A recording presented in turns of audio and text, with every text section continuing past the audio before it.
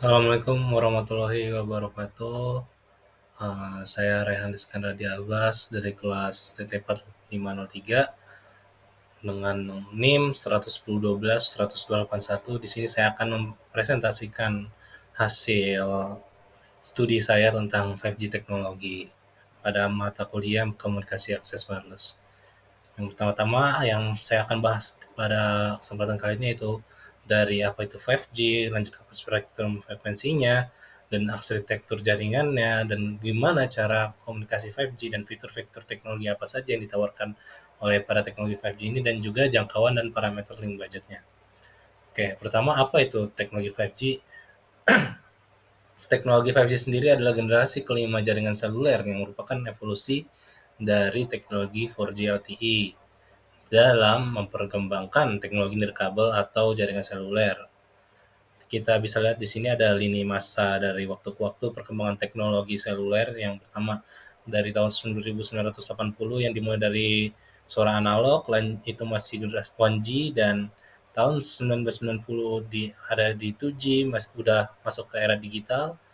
Lanjut ke tahun 2000 sudah masuk kita 3G, yang mana itu sudah masuk ke dalam mobile broadband yang menawarkan data yang lebih cepat. Lanjut ke 2010 sudah kita masuk 4G yang sudah masuk jaringan IP dan kita bisa streaming. Lanjut ke 5G, itu interconnected device, sensor, and system, yang mana 5G ini menawarkan teknologi komunikasi ke semua objek. Lanjut di spektrum frekuensi 5G, kita bisa lihat 5G terbagi menjadi 3, yaitu ada low band, sub 1 GHz, lanjut ada ke mid band, 1 GHz hingga 6 GHz, dan yang terakhir ada high band di millimeter wave 24 GHz dan lebih tinggi. Ini ada spektrum frekuensi 5G berdasarkan peraturan Kominfo atau Komdigi, yang mana pita frekuensi existing sekarang ada di 450, 800, 900, dan 1800 MHz, dan juga 2,1, 2,3, dan 5 GHz. Yang mana pada tahun 2021 beberapa pita telah digunakan untuk 5G, yaitu pita 2,3 dan juga 1800. Nah, lanjut kita ke 700 MHz yang sudah ada di 2022, 2,6 GHz yang sudah ada di 2025, dan 3,3 dan juga 3,5 GHz tersedia di tahun 2023, dan 26 sampai atau 28 GHz yang ada di tahun 2022. Ini peraturan spektrum frekuensi 5G berdasarkan operator yang ada di Indonesia, yang ada pertama ada dari PT Smart Telecom yang beralokasikan uplink 824 sampai 835 MHz dan downlink 869 sampai dengan 880 MHz dan menggunakan teknologi LTE dan sebagainya. Dan untuk PT Telkomsel itu mendapatkan 9 alokasi bandwidth frekuensi untuk teknologi-teknologi masing-masing yang dipakai untuk GSM, LTE, dan juga 5G. Dan ini berikut adalah service model yang ditawarkan oleh Huawei Certified ICT Professional, yang ini adalah sertifikasi dari Huawei yang mencakup berbagai bidang termasuk jaringan juga. Yang mana parameternya itu ada dari web browsing, file transfer, email, point-to-point file sharing, voice over IP, video phone, video conference, streaming media, real-time gaming. Lanjut ke single user throughput yang biasa digunakan untuk jaringan 5G atau sebagainya. Ini yang kita dapat di sini ada untuk dense urban ya. Sesuai parameter yang di slide sebelumnya tadi, dengan rumus single user throughput adalah sigma use throughput per session dikali BHSA kali penetration ratio kali 1 plus peak average ratio dibagi 3600. Lanjut ada arsitektur jaringan 5G. Di sini arsitektur untuk 5G core yang terdiri dari authentication server function, core access mobility, agent function, data network, structured data storage network, unstructured data storage network function, network exposure function, NF repository function, policy control function, session management, unified data management, user plan function, application function, user equipment, and terakhir radio access network atau RAN.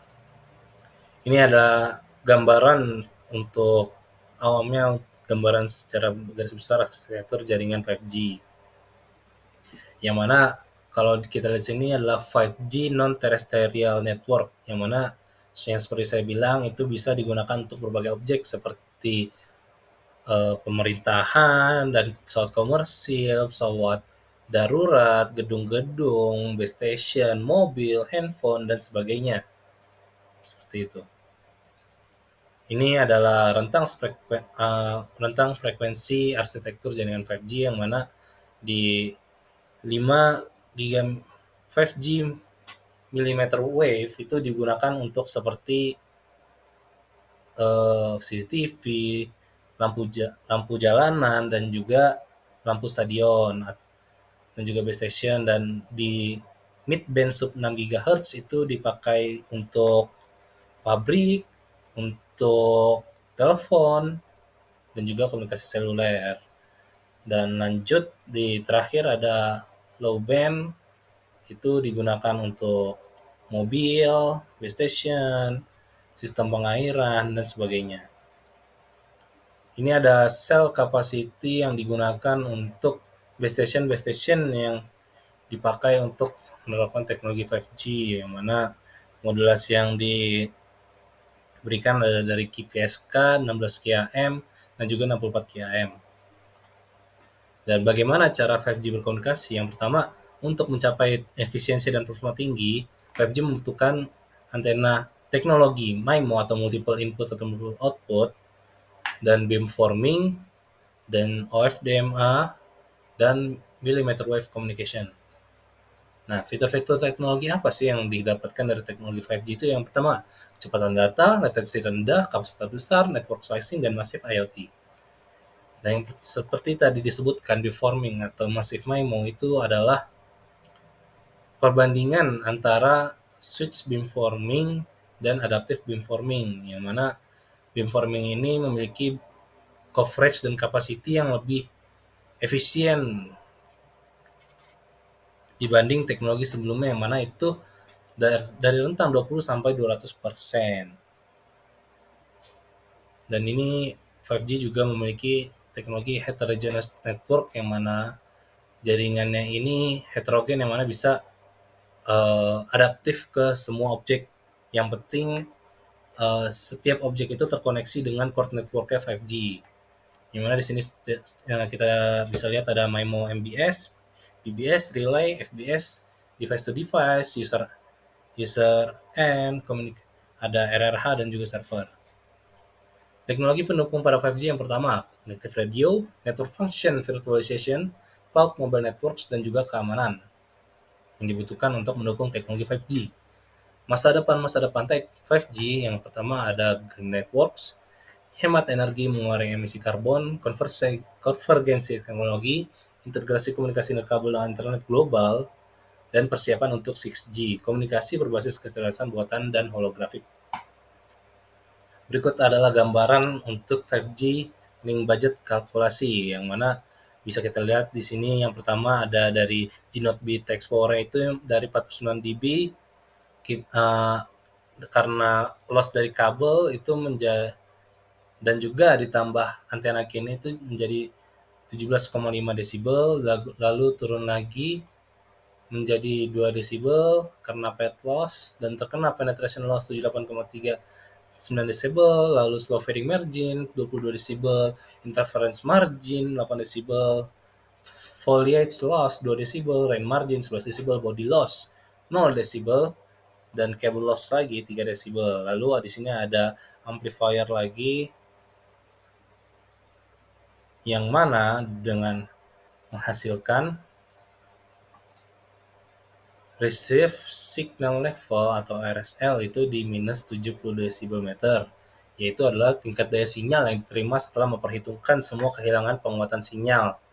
Dan juga receiver sensitivity di angka minus 93, Decibel yaitu tingkat daya sinyal minimum yang dapat diterima oleh sebuah perangkat end user.